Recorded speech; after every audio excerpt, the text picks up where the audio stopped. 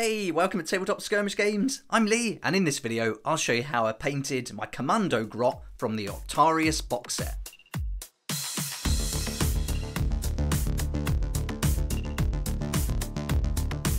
I wasn't going to do a painting video for this little guy, but you know what, it's such a cool model, I thought it deserved a video of its own, so I started putting on some of the paints already, and then I've started the video from here. So we're pretty much at the beginning of this paint. And this is the model that we're going to end up with at the end of this video, and so I'll show you how I painted it to a tabletop ready standard with mostly contrast paints. I'll put a list of all the paints we use in the video in the description below, as well as some links where you can save up to 20% off the retail price. Okay, let's get started, and the first thing I did was prime the model with a Wraithbone contrast undercoat spray paint. Then I took some Leadbelcher Base paint and blocked in all the areas of metal. So you can see I did this harpoon gun here, and then turn it around, you can see he's got these little boot coverings, these little like crampons that he's wearing. Also got the blade and the grenade there. So I gave that a nice coat of Leadbelcher. Just one coat is all we need, and let that completely dry. Then I took some contrast Plague Bearer's flesh, and this is going to go over the nose that's just poking out through these goggles, and also the fingers that you can see poking out from the gloves there as well. And that's all the part of the model that we're going to see for this colour. The next paint is a contrast Basilicanum grey, and now I'm going to be painting this as we go through the video now. So we've caught up, and here I'm just giving this one coat all over the backpack that he's wearing, and I'm being quite generous with the paint here. I'm not completely flooding it. You don't need to go crazy with the amount of contrast paint, especially for miniatures like this. And so I'm just putting a nice even coat all over the rucksack, and then being careful here on the straps, just using a little bit less paint on my brush and just blocking in all those sections just to mix it up a little bit. I'm also doing the straps on the goggles and also on the back here where he's got that roll mat, so that's going to be covered in the grey as well, because that'll match him with the rucksack, so it's all the same colour. Then the rope, I painted that Basilicanum grey as well, just to break it up a little bit, and using the texture of the model to get that paint off my brush, making sure it goes into those recesses for that nice shade.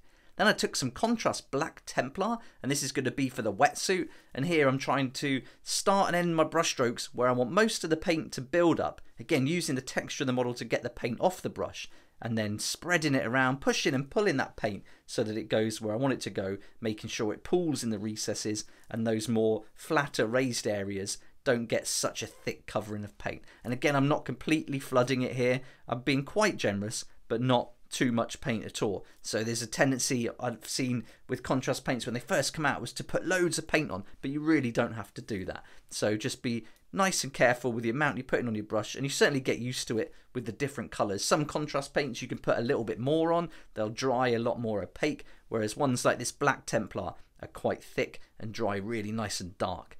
And here I'm just being really careful around the edge of the goggle, just using the side of my brush just to catch that line, that rim as it goes all the way around.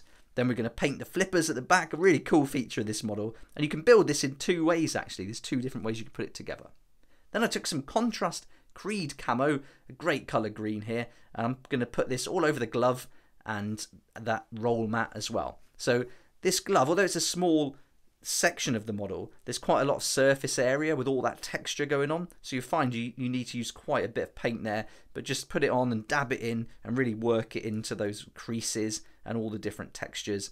And then here on that roll mat, again trying to start and end my brush stroke where I want most of the paint to build up, where it's meeting different sections of the model, and that's really going to give you the idea of shade.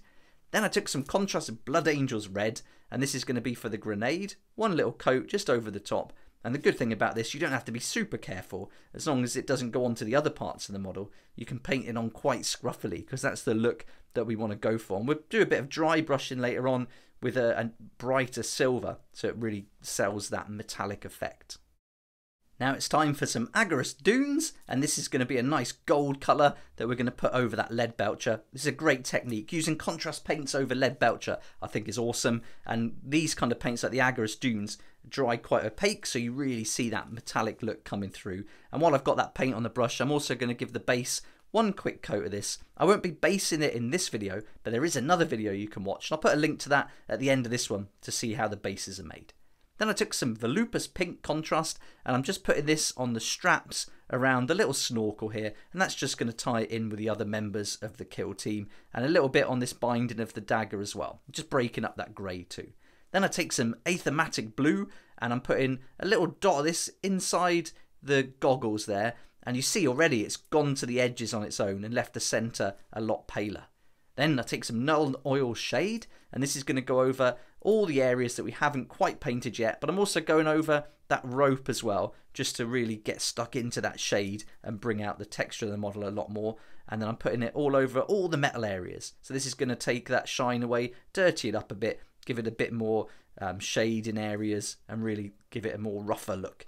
Then I take some Stormhost silver layer paint. I've got this very vegan makeup brush, some super soft bristles. I'm going to dip the end of that in the paint, and then I'm going to work that paint into the bristles, and then try and work off as much as I can on the kitchen towel. Little dip again just to really get it in there, then work it off on that kitchen towel. Then we can do some dry brushing, and I'm going really careful at first just to make sure not too much paint comes off the brush, and then I'm working my way around, picking out those raised areas of metal. Again there, like I said earlier, we can really sell that metallic look on the grenade, and so we can go over the red a little bit, no problem. Then it's time for some dry paint, some Ryza Rust, and this stuff's solid paint in the tub, so don't worry about knocking this one over. And then I'm using this really scruffy old brush that I pretty much only use for this paint. I dip it in, and then I work those long bristles into the kitchen towel to get quite a lot off, so we can almost stipple on just little speckles. And it's always going to be random, so that's going to look nice and natural. Then I pick out areas on the model that I think would do with some rust and where that might build up. And this really adds to that grimy kind of orc look. And there we go, there's our Commando Grot, all painted to a tabletop ready standard with mostly contrast paints and a little bit of dry brushing too. I was really happy how he turned out. He's got tons of character, and I think having the two options to build the face in two different ways is really cool, but I like this one with that little snorkel. I think it was great. The flippers on the back are a really nice touch, and I really like the idea he's wearing this wetsuit and sneaking around the battlefield. But overall, a great model, and I'm really pleased I made the video for this guy after all. And here you can see he's lined up with the bomb squig and the orc knob, now all ready for battle.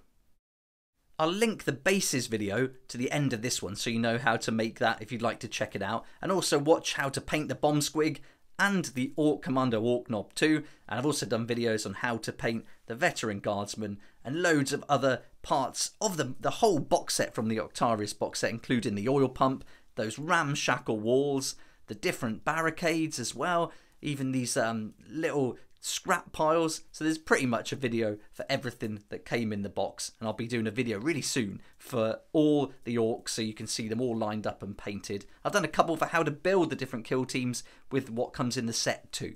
I'll put a list of all the paints used in this video in the description below, and I'll put some links there as well so you can save up to 20% on the retail price, and those links can take you to Wayland Games or Element Games. Both are awesome companies where you can order online and you're going to save 20% on not just on your paints but on the products too. And Element Games have got Kill Team at the moment available for $99.99, and so not only do you save money but you also support the channel too, because I get a commission from any sales made through those links. So if you do choose to click the link and have a look, then thanks so much for that support. I really appreciate it. I hope you enjoyed the video, and I also hope you found it helpful and gave you some ideas of how you might like to paint your Commando Grot. And I think this is a great showcase for contrast paints and how you can get some really nice, quick and easy tabletop ready standards from them.